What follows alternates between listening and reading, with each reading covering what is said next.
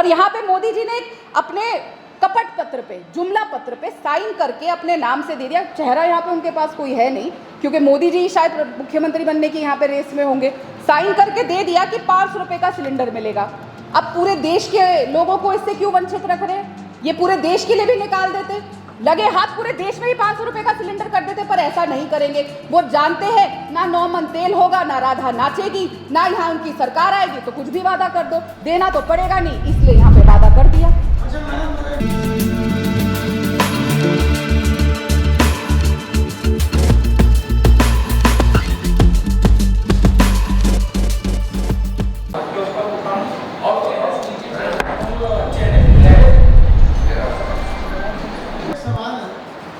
पिछले 5 साल आपकी कांग्रेस की सरकार में जी ना 9 मन तेल होगी, ना राधा नाची। उस समय राधा क्यों नहीं नाची?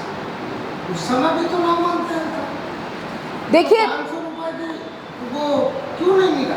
आज जब परिस्थितियां जो है आपसे शायद विपरीत जा रही है, शायद शब्द का इस्तेमाल कर जी विपरीत जा रही है, तो आपने फिर 9 मन तेल और राधा की बात क्यों आ रही है? देखिए 5 साल पहले जब हमें प्रदेश की जनता का सेवा करने का मौका मिला, 15 साल के कुशासन के बाद छत्तीसगढ़ का बंटाधार करने का काम डॉक्टर रमन सिंह ने किया था, जिसके चलते हर वर्ग और हर एरिया में मुश्किल आई थी। और ये 5 साल के 2.5 साल मैं कहूँगी हम कोरोना काल में बीते। फिर भी कोरोना काल में भी छत्तीसगढ़ की सरकार ने जिस तरीके से छत्तीसगढ़ के लोगों की रक्षा करने का काम किया, मैं दिल्ली से आती हूँ, जो जहाँ पे मोदी जी स्वयं रहते हैं और शाह साहब भी, और दूसरी पार्टी का राज्य है, लेकिन वहाँ पे लाशें सड़कों पे पड़ी थी और सिलेंडर के ऑक्सीजन का सिलेंडर नहीं मिल रहा था। एक क्रोसिन की गोली भी 100 रुपये की मिल रही थी। लेकिन छत्तीसगढ़ की कांग्रेस सरकार ने, भूपेश बघेल जी ने छत्तीसगढ़ की जनता को ये तकलीफ नहीं होने दी। दिल्ली में हर घर में 1 से 2 मौतें हुई।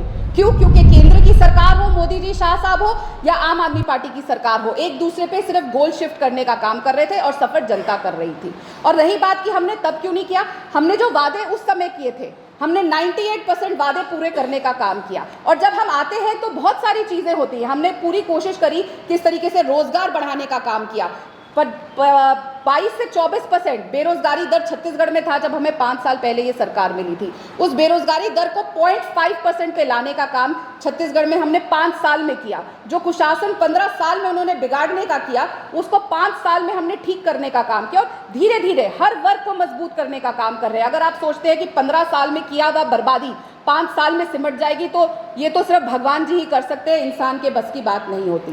तो हमने हर वर्ग को, जैसे नौकरी देने का, हमने महिला को सशक्त बनाने का काम किया। जो सबसे बड़ी यहाँ प्रॉब्लम थी महिला सुरक्षा, उसको ठीक करने का काम किया, जिसके चलते 60% क्राइम अगेंस्ट विमेन में यहाँ कमी आई। युवाओं को रोजगार देने का काम किया। 3000 स्कूल, क्योंकि जब तक छत्तीसगढ़ पढ़ेगा नहीं तो आगे बढ़ेगा कैसे, यहाँ पे स्कूल वापस खोलने का काम किया। जो रमन सिंह सरकार ने 3000 स्कूल बंद करने का काम किया। तो हर वर्ग के लिए हमने प्राथमिकता, जो इंपॉर्टेंट चीज़ें थी, स्कूल हो, स्वास्थ्य सेवाएं हो, उनको देने का काम किया। और ऐसे करते करते आगे भी चीज़ें ले आए और ये अब अगले 5 साल में करने का काम करेंगे। तो ऐसा नहीं है, हमने महंगाई दर कंट्रोल करने की कोशिश करी। जो बाकी राज्यों के हिसाब से अगर आप दिल्ली में जाएंगे और अन्य राज्यों में जाएंगे तो वहाँ पे महंगाई बहुत ज़्यादा है।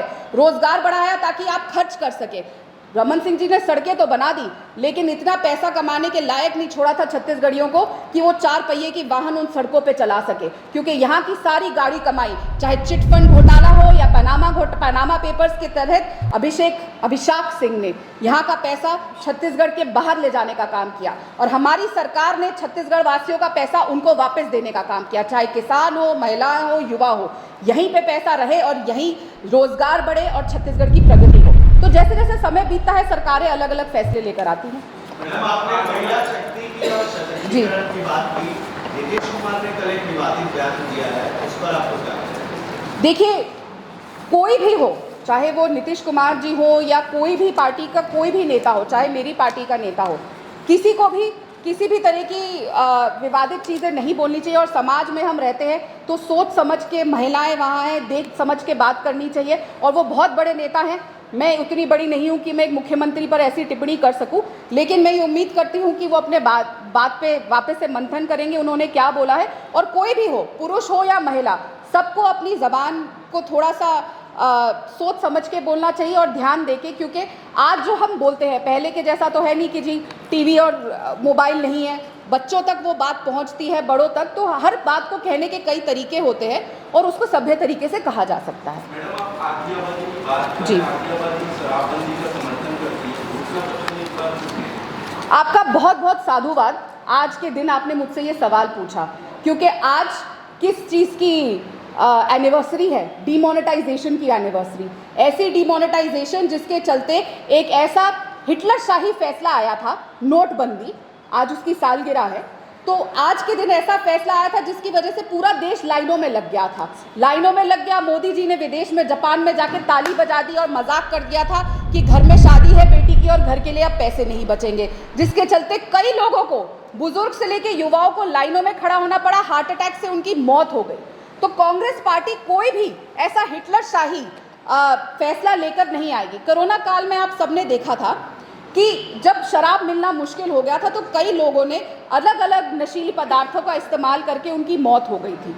लेकिन कांग्रेस पार्टी प्रतिबद्ध है कि किस तरीके से नशा मुक्त छत्तीसगढ़ की ओर हम जाएंगे और उसके लिए हम कार्य लगातार करते आ रहे हैं।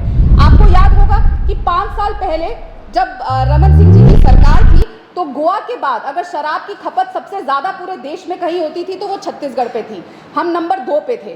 कांग्रेस की 5 साल की सेवा के बाद जितनी हमने नीतियां लेकर आए शराब को रोकने के लिए, हम 5वें नंबर से अब पहुंच गए हैं 20वें नंबर पे आ गए हैं। 100 से ज़्यादा शराब की दुकानें बंद करने का हमने काम किया और 15 से 20% शराब की खपत में कमी आई है। तो हमारी सरकार का ये मानना है कि हमें नशा मुक्त छत्तीसगढ़ की ओर काम करना है, क्योंकि किसी भी तरीके का नशा समाज के लिए पाप है और समाज के लिए अच्छा नहीं है, समाज के लिए रावण के हिसाब से है। तो मैं भी समझती हूँ कि आप भी ये चाहते होंगे कि कोई भी तरीके का थिनर या कोई भी अन्य दवाई पीकर उनकी मौत ना हो जाए। और जैसे हमारी पंचायतों के पास तो ये अधिकार है, अगर वो चाहेंगे तो वो शराबबंदी लेकर आ सकते हैं, उनके पास ये अधिकार है। तो आगे चल के समाज के साथ वार्तालाप करके किस तरीके से पूर्ण नशा मुक्ति की ओर जा सकते हैं। और एक और बहुत महत्वपूर्ण चीज़, आप देखिए स्मृति ईरानी जी बस्तर गई, बड़े बड़े नेता, मोदी जी, शाह साहब सब बस्तर घूम रहे थे ये पहले चरण में। एक इंसान ने, भारतीय जनता पार्टी के एक इंसान ने शराबबंदी का नाम नहीं लिया। अब दूसरा चरण आ जाएगा तो सब खुदक खुदक के बोलने लगे कि शराबबंदी की आपने बात नहीं करी। अगर हिम्मत थी तो करते पहले चरण में, पर वहाँ बात नहीं करेंगे क्योंकि वो जानते हैं कि यहाँ की जो ट्राइबल बेल्ट है वहाँ पे कई ऐसी जगह है जहाँ पे उनकी संस्कृति में है कि शराबबंदी नहीं लागू होगी। तो जब आप बात करते हैं शराबबंदी को लेकर, और सबसे इंपॉर्टेंट चीज़, जैसे मैंने आपको अपने प्रेस वार्ता में बताया कि भारतीय जनता पार्टी और कांग्रेस में क्या फ़र्क है, एक सबसे अहम फ़र्क, रमन सिंह की 15 साल की सरकार में उन्होंने महिलाओं को शराब परोसना सिखाया और हमने क्या किया, अपने बस्तर की बेटियों को बस्तर बटालियन में डलवाया, उनको सशक्त करवाया ताकि वो लड़ सके और उनके लिए रोजगार की चीज़ें लेकर आए। उन्होंने समाज को तोड़ने का, समाज को पीछे ले जाने का, छत्तीसगढ़ को पीछे ले जाने का काम किया और हमने अपने समाज को सशक्त कराने का काम किया, स्कूल वापस खोलने का काम किया, क्योंकि नशा मुक्ति की ओर अगर जाना है तो लोगों के लिए रोजगार लेकर आना है, पढ़ाई वापस लेकर आनी है और उसके लिए हम प्रतिबद्ध हैं और चलते रहेंगे। थोड़ा सा हम लोग खुशियाँ मना लें। हाँ,